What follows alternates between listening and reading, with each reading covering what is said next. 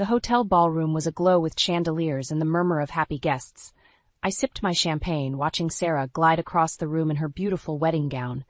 Everything seemed perfect, until it wasn't. "You conniving witch! You ruined everything Dad worked for, and now you dare show your face here?" Sarah's voice cut through the air, sharp and unforgiving. Heads turned. There was a collective intake of breath. I froze, the glass slipping from my fingers and shattering on the floor. "Sarah, what are you talking about? This is your wedding day," I managed to say, struggling to keep my voice steady. She marched up to me, eyes blazing. "Don't play dumb, Paige. You manipulated the family finances to erase Dad's legacy. How could you do that to us?" I looked around at the staring guests, whispers spreading like wildfire. My heart pounded as I tried to think clearly. "I don't know what you've been told, but this isn't the time or place." "This is the perfect time and place," she snapped, her voice trembling with emotion.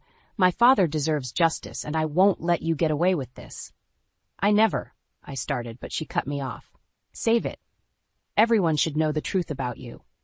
Sarah's shouting had drawn a crowd, faces filled with a mix of curiosity and horror.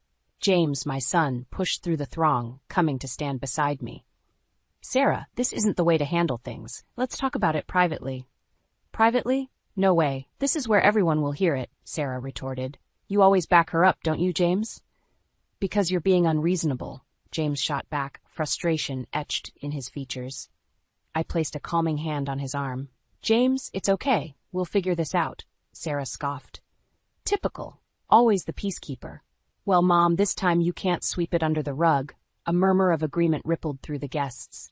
People were hanging on every word. I faced Sarah, feeling a mixture of sadness and resolve. "If there are issues to discuss, we will, but not here. You deserve your wedding day to be perfect, not marred by accusations." She snarled. "Perfect? This day is already ruined thanks to you. You took everything from us." Before I could respond, her new husband Tom swept in, trying to pull her away. "Sarah, let's go. This isn't the moment." She shook him off. "No, Tom. Everyone needs to know what she's done." Tom looked at me, then back at Sarah. "We can handle this later. Please, don't ruin our day."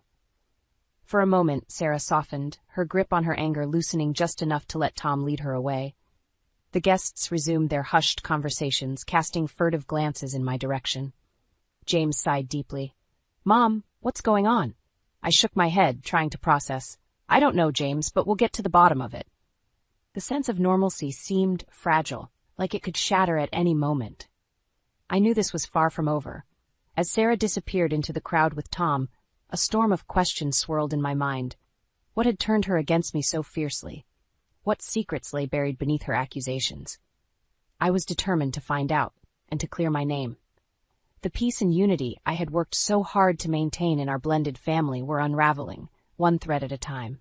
The commotion of the wedding day still echoed in my mind as I sat on the porch, memories of the past flooding back. I closed my eyes and found myself back in the whirlwind days when Bruce and I first met. It was late fall, the leaves blanketing the streets with a golden glow. I had walked into the quaint coffee shop on Main Street, seeking warmth from the crisp, biting air. That's where I first saw him. Bruce Miller, the charismatic entrepreneur who seemed to light up the room just by being in it. "Excuse me, is this seat taken?" he had asked, flashing a grin that melted away any reservations I had. "No, please, go ahead," I replied, my heart fluttering in my chest. Our conversation that day flowed effortlessly, as though we had known each other forever. By the time our coffee cups were empty, I knew Bruce was special. Our dates were a whirlwind of dinners, spontaneous road trips, and long, heartfelt conversations about life, dreams, and family. One evening, a few months after we started dating, Bruce took my hand as we walked along the riverbank. The sun dipped below the horizon, painting the sky in hues of orange and pink. "Paige," Bruce said, turning to face me, his eyes serious but full of warmth, "I know it's complicated, but I want to spend my life with you. Will you marry me?" My breath caught. "Yes, Bruce, I'll marry you," I whispered, barely able to contain my joy. From that moment on, life seemed almost magical. Our wedding was a small, intimate affair. Bruce's daughter Sarah was there, a distant but polite teenager, trying her best to accept the new addition to her life. Blending our families was no easy feat. Sarah was reserved, often retreating to her room rather than joining us for family dinners. Bruce would try to bridge the gap, often sharing stories to make us laugh. "Give her time, Paige," Bruce would say gently. "She'll come around." I nodded, hopeful. But every so often I'd catch Sarah's stare, a cold glimmer of resentment that she masked well around Bruce. One evening, as we sat by the fireplace, Bruce looked at me, his expression thoughtful. "You've been amazing, trying to bring the family together." "I just want us to be a family, Bruce," I replied, squeezing his hand. Sarah's subtle hostility was something Bruce didn't see, perhaps because he didn't want to. He was Daddy's little girl, even if she was growing up, and he wanted so badly for us all to be happy. In the months following our marriage, Bruce's business began to thrive. The long hours and dedication he put into his company paid off, but it also meant he was away more. I did my best to hold the family together, supporting Sarah's school events and cheering James on at his soccer games. But every step closer I tried to get with Sarah seemed to push her further away. Our interactions were often laced with unspoken tension. Whenever I made efforts to bond, she would nod curtly and disappear into her room. "Mom, why doesn't Sarah like you?" James asked one evening, after a particularly cold one-word response from Sarah. "She's adjusting, honey," I said, hoping my words would become the truth. I stood by the window, gazing out at the twilight sky. The family I had dreamt of was filled with cracks beneath the surface. I didn't see the storm brewing underneath Sarah's calm facade, nor the lengths she would be willing to go to vent her silent anger. How blind love and determination had made me. Dinner time had become a tense affair in our household.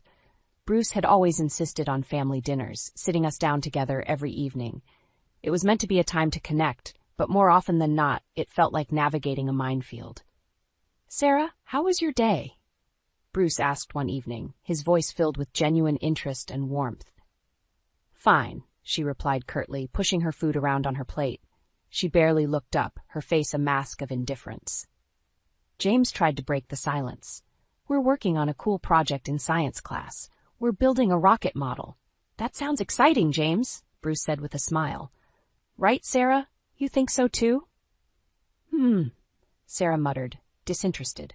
Bruce gave me a worried glance. I responded with a small, encouraging smile, though inwardly I was exhausted by the constant effort to maintain peace. Later that night, I found Sarah in the kitchen, rummaging through the fridge. "Let's talk." "Sarah," I said, trying to sound calm and inviting. She sighed, shutting the fridge door with more force than necessary. "What is it, Paige?" "I know things have been rough between us, but I'd like us to find a way to get along. For Bruce's sake, if nothing else." She crossed her arms, her eyes narrowing. "For Bruce's sake? How noble of you." "Sarah, please. This hostility isn't helping anyone. Can we try?" "You don't get it, do you?" she snapped, her voice rising.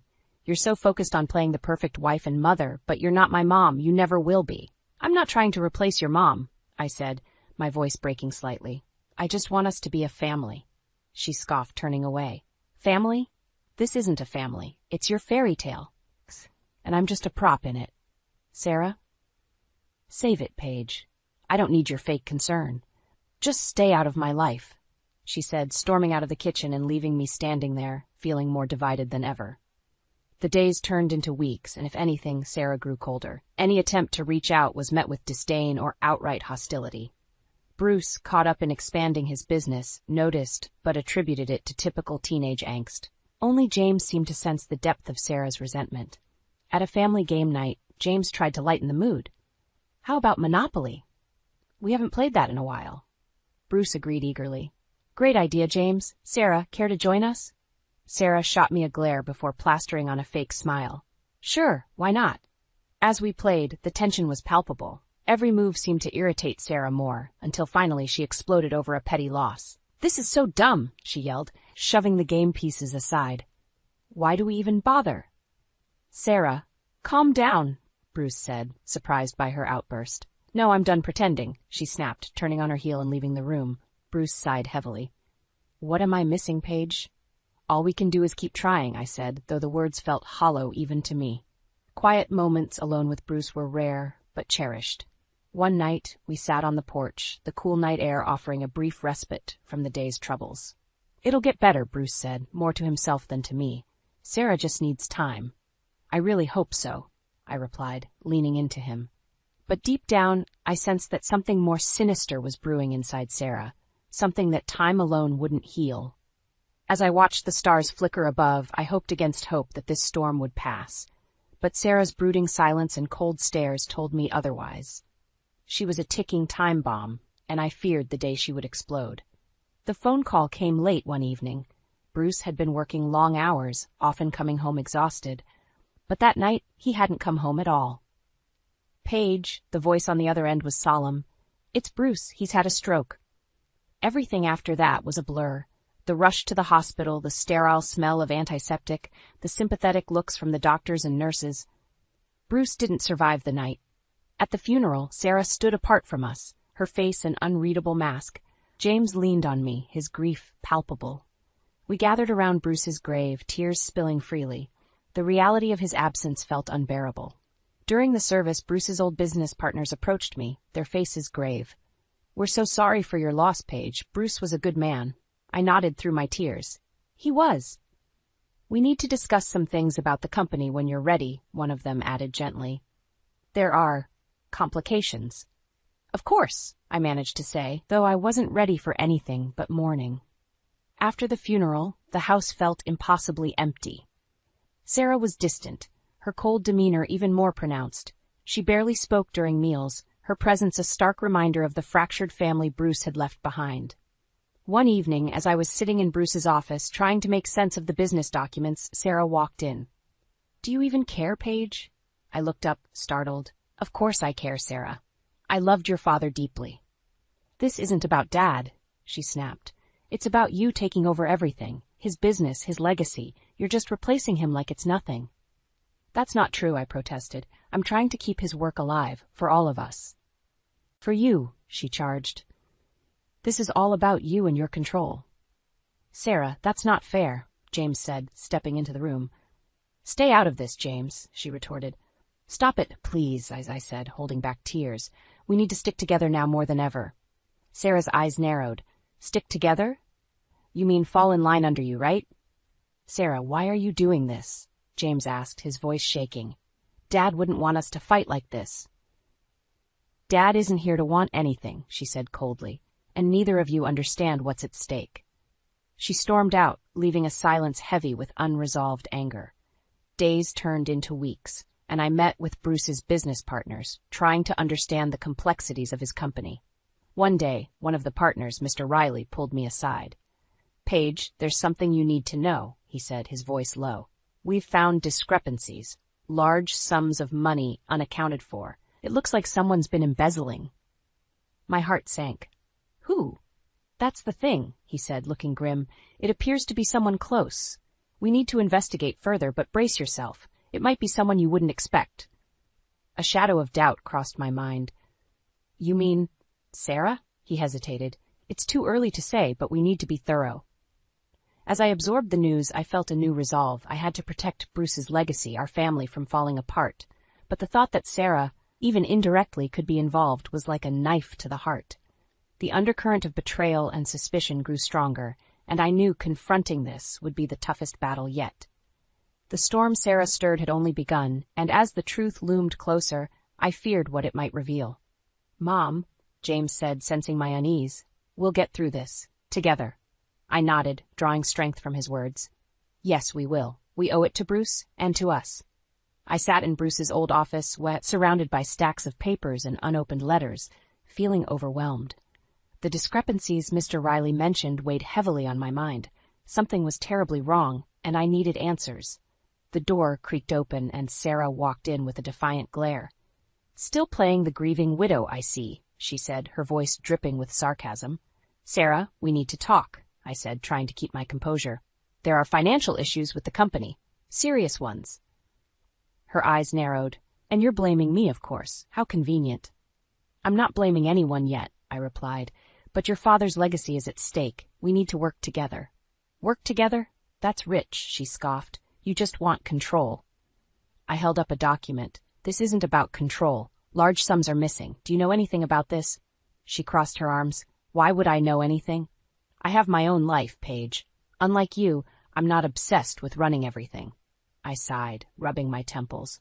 I'm trying to protect what Bruce built, and I need to understand what's happened. Maybe you should look in the mirror, she fired back. For all I know, you're the one who messed things up. James entered the room then, sensing the tension. What's going on? Your mother is accusing me of stealing, Sarah snapped. I'm not accusing you, I said, exasperated. I'm asking if you know anything. Cool it, Sarah, James said, stepping between us. Let's just calm down and figure this out. Sarah threw up her hands. Why are you always on her side, James? Wake up. She's twisting everything.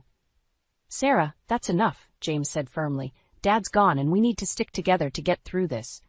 There was a long, heavy silence before Sarah turned and stormed out. James turned to me, his face etched with worry.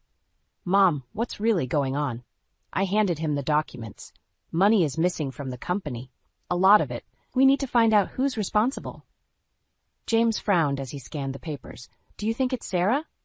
I don't know, I admitted, but we need to figure this out before things get worse. Days turned into sleepless nights as I pored over financial records, trying to make sense of the chaos. The more I looked, the more suspicious gaps I found. One name popped up repeatedly. Tom, Sarah's fiancé. The transactions tied back to him were too frequent and too large to be coincidences. One evening I decided to confront Tom directly. I invited him over, making sure James was there for support. When Tom arrived, he had an air of confidence that soon wavered under scrutiny. Tom, we need to talk, I said, ushering him into the living room. His eyes darted nervously. What's this about, Paige? He asked, trying to appear casual. It's about the company's finances, I said plainly. Your name appears in some questionable transactions. Tom's face hardened. You're accusing me? I'm asking for an explanation, I countered. His eyes flickered to James, seeking an ally. James, you know I wouldn't do anything to harm the family. Just answer the question, Tom, James said, his voice cold. Tom's composure cracked. Fine. Yes, I moved some money around, but it's not what you think. I was trying to help. Help, I echoed in disbelief. By draining the company? Paige, you don't understand. Bruce was under a lot of pressure. He knew business needed an infusion, and I was handling it, Tom explained, but his words rang hollow. The police will need to hear your side too, I said, my voice steady. Tom's face turned pale. You're turning me in? I have to protect our family and Bruce's legacy, I said. Tom looked at James, desperation in his eyes. James, you have to believe me. I was set up. This isn't what it looks like. But James stepped away, disappointment clear in his expression. You broke our trust, Tom. There's no coming back from that. As Tom was led out, I felt an odd solace. The truth was starting to come to light, but there was still a long road ahead. Sarah's part in all this remained a painful mystery, one I had to unravel for the sake of everything Bruce and I had built together. After Tom's arrest, the atmosphere in our home was tense, every interaction fraught with unspoken accusations and raw emotions. I hired a private investigator to dig deeper into Tom's actions and uncover the full extent of his betrayal. The investigator, a sharp-eyed man named Mark, was thorough and relentless. One evening, Mark arrived with a stack of files, his face grave. Paige, you might want to sit down for this. I motioned for him to continue, fear and anticipation gnawing at me. We've discovered that Tom was siphoning funds directly from the company accounts for the past 2 years, Mark began. It wasn't just embezzlement. He was involved in fraudulent deals that put significant financial strain on Bruce. James, who had been listening quietly, interjected, So Tom is the reason Dad was so stressed out? Mark nodded. Yes, those financial irregularities likely contributed to Bruce's deteriorating health. A wave of grief and anger crashed over me. And Sarah? Was she involved? Mark hesitated. We haven't found direct evidence implicating Sarah yet, but her proximity to Tom raises suspicions. We need to be careful.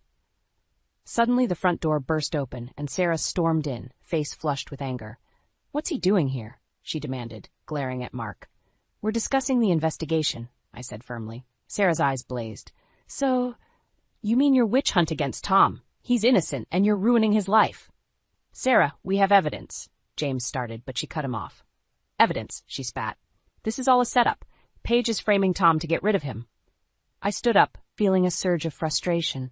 Sarah, why would I do that? Bruce's company is collapsing because of Tom. He betrayed us all. Her face twisted with rage. Of course you'd say that. You've controlled everything from the start. You couldn't stand seeing us happy. Happy? James echoed, incredulous. Sarah, Tom was stealing from us and driving our father to his grave. How is that happiness? Sarah turned to me, tears in her eyes. You never wanted us to be a family. You only cared about your perfect image. Well, now everyone sees the truth about you. At that moment, Mark cleared his throat, breaking the tense silence. I think it's best if I go now. We've got a lot more work to do. As Mark left, Sarah's shoulders slumped, and she looked more vulnerable than I'd ever seen her. He's all I have left, she whispered, tears streaming down her face. I reached out to her, but she flinched. Sarah, you have us. We can get through this, but we need to face the reality. She backed away, shaking her head. I can't. You've destroyed everything. With that, she fled upstairs, leaving her words hanging in the air. James and I exchanged a sorrowful look. The storm wasn't over. It was only just beginning. In the following days, Mark's investigation unearthed more damning details. Tom had not only drained the company's resources, but also used the money to fund a lavish lifestyle and risky ventures. His actions had placed the entire business on the brink of collapse. One evening, as I was reviewing the latest findings, James sat beside me. Mom, we need to talk to Sarah. She's spiraling. I know, I said, feeling the weight of the world on my shoulders. But how do we get through to her? We'll find a way, he said, determination in his eyes. We're not giving up on her. The next morning, I went to Sarah's room, knocking softly. Sarah, can we talk? Go away, she mumbled from inside. Please, Sarah, it's important, I persisted. After a long pause, she opened the door, her eyes red from crying. What do you want? I want us to move forward, I said gently. We've all made mistakes, but we need each other now. She looked at me, a flicker of hope mingling with her anger and sorrow. How? By understanding the truth, I said, stepping inside, and by forgiving each other. For the first time, Sarah didn't pull away. She sat down, and we began to talk. It was the start of a long journey toward healing, but at least it was a beginning. Together, we would confront the past and find a way to rebuild our shattered family. Tom's arrest sent ripples through our community, and I half expected Sarah to come to her senses. But instead, her fury intensified, and she became more withdrawn.